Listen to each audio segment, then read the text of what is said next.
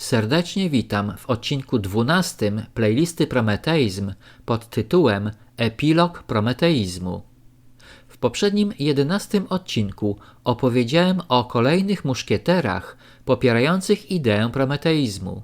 W tym odcinku przedstawię ocenę idei prometejskiej kilku profesorów oraz dokonam podsumowania prometeizmu w postaci kilku wniosków. Profesor Stanisław Bieleń zwraca uwagę na całkowite obezwładnienie myślenia politycznego o Rosji. Przeświadczenie o nadzwyczajnej misji w sprawach Ukrainy skłania do podejmowania działań ryzykownych wobec Rosji. Od zaczepek słownych po wezwania do najostrzejszych sankcji.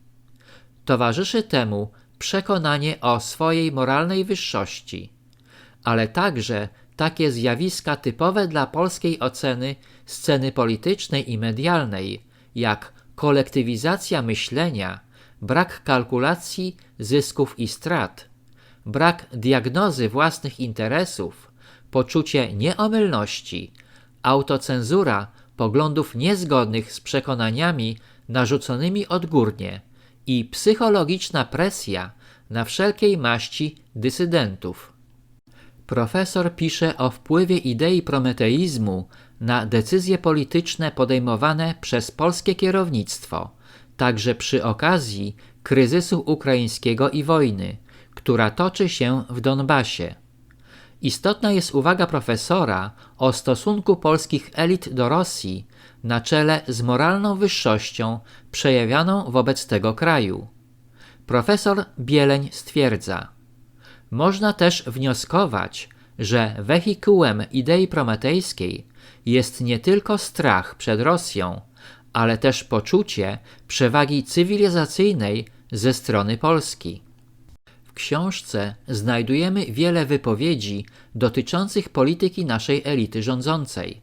Czytamy: w opisywanych uwarunkowaniach elity polityczne III RP stają się całkowicie niezdolne do sformułowania programu suwerennej polityki państwowej, która odpowiadałaby żywotnym interesom narodowym. Działania podejmowane przez członków tych elit są jedynie pozorowane. W dalszym ciągu jednak polegają przede wszystkim na składaniu hołdu tradycjom, których korzenie wyrastają z podyktowanymi emocjami przesądów, aniżeli z rzetelnej analizy rzeczywistości. Czy nasi włodarze dopuszczają do dyskusji w sprawie prometeizmu? Czytamy: w sytuacji dyskwalifikowania konkurencyjnych wobec prometeizmu tradycji politycznych na czele z narodowo-demokratyczną nie może istnieć żadna poważna debata na temat polskiej polityki zagranicznej. Polskie elity zaś traktują politykę nie w kategoriach działania na rzecz dobra wspólnego, lecz jako manifestację przywiązania do określonej agendy, która ma być niezmienna mimo poważnych przeobrażeń w otoczeniu zewnętrznym państwa polskiego. Wspomniane zaś przesądy nie generują żadnych wartości poznawczych i nie dostarczają żadnych narzędzi, by właściwie zdefiniować interes narodowy. Przytoczę teraz wniosek autorstwa Anety Niewęgłowskiej i Lecha Wyszczelskiego, nie wymagający mojego komentarza. Iż idea prometejska nie przyczyniła się do osłabienia Rosji, ale także nie sprzyjała poprawie ówczesnego bezpieczeństwa narodowego Polski.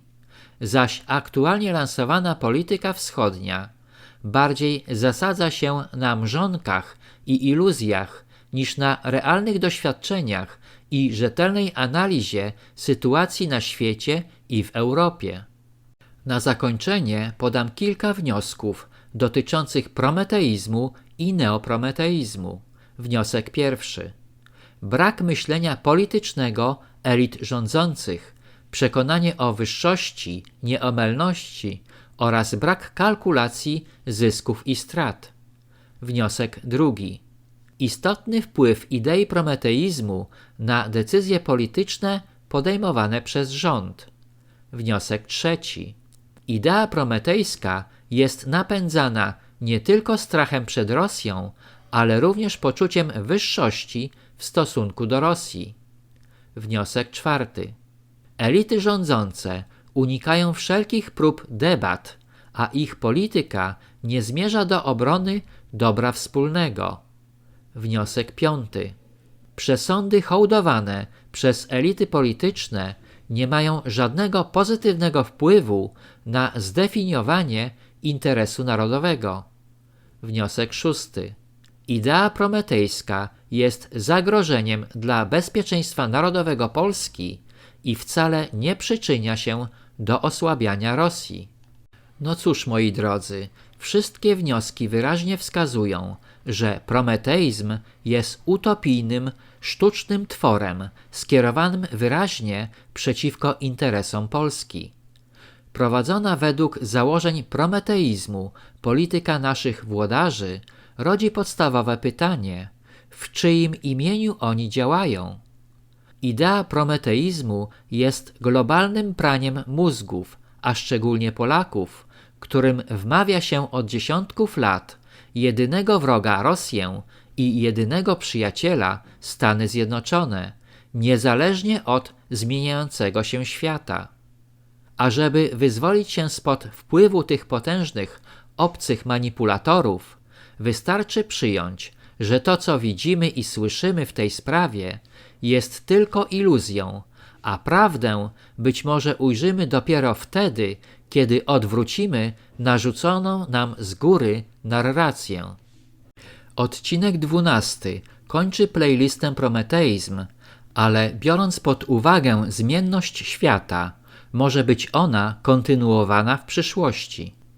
Mam nadzieję, że wyjaśniłem podstawowe zagadnienia związane z ideą prometeizmu i serdecznie zapraszam do kolejnych playlist zamazanych obrazów Historia a rzeczywistość.